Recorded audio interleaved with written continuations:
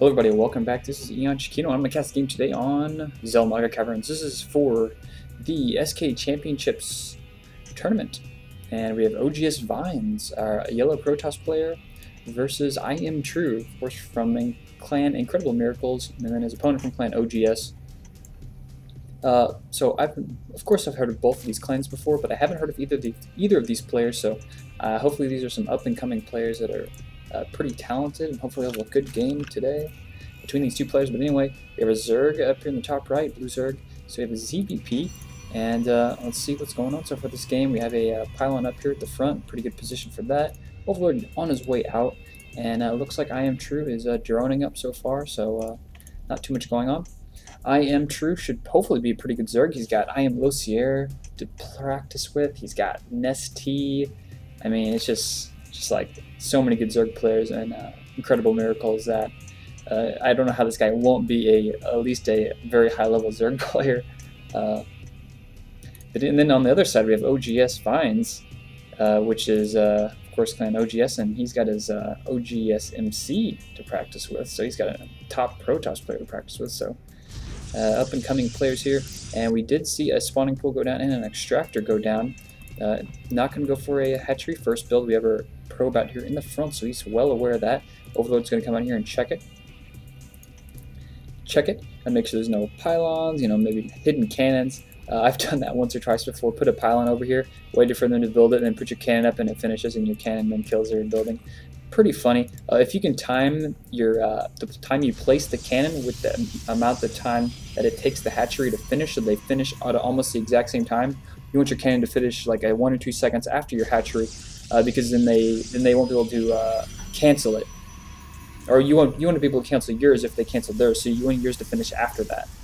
So that is a little Protoss cannoning tip. If you decide to go for a Forge Fast expand, you just want to go ahead and cancel their expansion at the same time while you expand. It's a pretty good build. I've used it before in a couple maps. Kind of sneaky play. We do have gas now being mined. Now he's going to pull off gas, of course. He's got that metabolic boost, so he's going to go back on minerals. He wants to pump minerals here for the time being. 4 Zerglings coming out. Cybernetics core finished. And dual simulators here for Vines. So we'll see what he's going to go for here. Definitely a lot of possibilities. You can see from a Protoss play here into 3-gate, into Starport right away.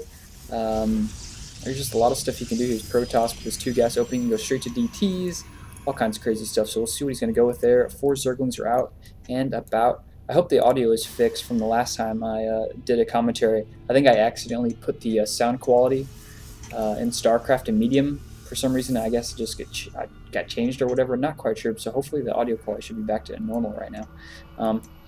But 4 Zerglings hang out here in the front, going to come up here and just go for a peek. No Chrono Boost yet on the Cybernetics core, so he's got an eye on that.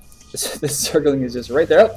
He's eating a face full of particle disruptors, and he's going to pick off that Zergling, and the Stalker is going to be pushing up here to the front, going to go do some scouting. Probably going to poke up here, check out to see if there's an expansion, and then turn around. Nope, maybe.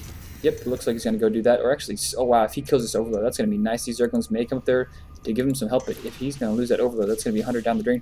Really nice job here by Vines, just playing a little aggressive. Oh wow, and he's going to sneak some Zerglings in, and he's going to scout up the 3-gate, and he's going to have to pull some probes here. Oh no, he's going to lose 1 probe already. He needs to get on top of that, but if he gets this Overlord, it's going to be all worth it, I think. And there he goes, he finally picks it off, and these Zerglings are getting some more kills here. He needs to pull his Zealot back down and get some kills. Whoa! 1 kill on this one. I think that one had like 3 kills there. 1 kill now. Now they're finally picked off. Actually, still 1 more running around here. So you got a couple probe kills. We can check the kill count there. Workers killed 6. What? 6 workers killed. Wow, he killed more of that. There's 3 Zerglings than I expected. That's pretty ridiculous there. Vines make a little bit of a mistake. And those 4 Zerglings, actually just 3 Zerglings. He lost the first one earlier, but getting such good value out of those Zerglings. That's going to definitely put him in the lead. As far as Harvester goes, we can check that out. 28 versus 23, 29 versus 23 there. So he's definitely in the lead. We do have the expansion now going down for Vines. He's got his sentries out, so playing pretty, I guess you would call it standard. This is definitely a very common playstyle from Protoss players. Get the 3-gate out, throw down some sentries now, and he just used a Guardian Shield on accident. Vines. A little bit of a mistake there. Maybe he was trying to, I don't know, change these into warp gates or something, the hotkey. Misclicked, something like that. But anyways, not going for hallucination. Now, I always recommend this. If you're going to go for this 3-gate sentry expand, and you're going to make a lot of sentries, why not just get hallucination? Oh, there he goes. Now he's getting it. Okay. He's on top of you, just waiting around a little bit. So he's getting a hallucination, which I do like. Opens a lot of possibilities. Allows you to scout while playing defensive. In your base, you just make those phoenixes fly around. You get a good idea of when he sets his third up, and that sets usually good timing up so you can actually attack off your 2 bases, attack when their third is finished. And that's just a pretty good timing because at that point they're usually droning to saturate that third as soon as possible. Something to look out for. True up here at the top, got some roaches out, spread some creep tumors. It hasn't spread yet his from his main to his natural. I always love creep tumors there. And we got some zerglings out here at the front just poking in, maybe trying to bait some. Oh, he's going to sneak in. Oh, no, he didn't. That was pretty good there from True. He was baiting over here on this side, and then he snuck in a zergling to try and get some vision there. But we do have a very aggressive play here coming from True. A lot of roaches, a lot of zerglings, and there are not very many buildings up here to make force fields with, and this is something I do love to do when I play Protoss, just throw up a bunch of buildings here. So there's a lot less force fields you have to throw, and he's going to have a lot of zerglings and roaches, and speed is finished, and he's going to need to back up there and make some good force fields. Those are going to work out, but those roaches are going to get a lot of probe kills. Oh no, this is going so bad for Vines right now. He really needs to pull those probes out of there and just let those stalkers and sentries deal with those roaches. And he actually didn't get as many kills there on those probes as I thought he would have. Looks like he's going to try and do some damage, and more zerglings coming in. 14 more zerglings being produced, taking up to a layer on the way. Immortals are also coming out. He's a chrono boost those things. But I don't know, there are quite a few roaches. If these 14 zerglings come and do enough damage, 14 more zerglings on the way also.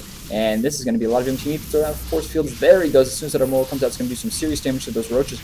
This attack is dealing a lot of damage. There's no mining going on from this expansion. And look at all these probes trapped, force fielded in. Now you can just get free kills there. Probes now kind of sneak out, and if he picks off this expansion, this is going to be a very good job. But he's going to get a sentry even. That's going to be good. This immortal's going to come out. That's going to change the tune of things, but there are so many units. Look at this. Zerglings on the way, and he picks it off, and that's a GG. Oh my gosh. I didn't think this was going to be such a one-sided game here from Vines, but definitely playing that pretty badly.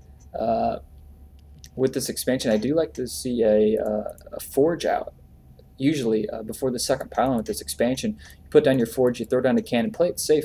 And Vines was playing pretty risky there, and after losing so many probes there just with those 3 zerglings that got into space because he didn't have a zealot on hold position there, that was another big mistake. So Vines definitely needs to get some tips from MC and learn how to defend his expansion a little better against the 2-base pressure there from True. But True playing very well that game. True definitely seemed to play very well that game. I was impressed by his play there, even setting up a 3rd hatchery, so he was just going to turn this into full aggression. He was on 3 gas, so he was just going to basically turn the faucet on and just apply pressure for the whole game until he killed that expansion, and it worked out. Vines kind of crumbled underneath it, giving the GG. So I hope you guys enjoyed this game, and that's pretty much it for me. See you later.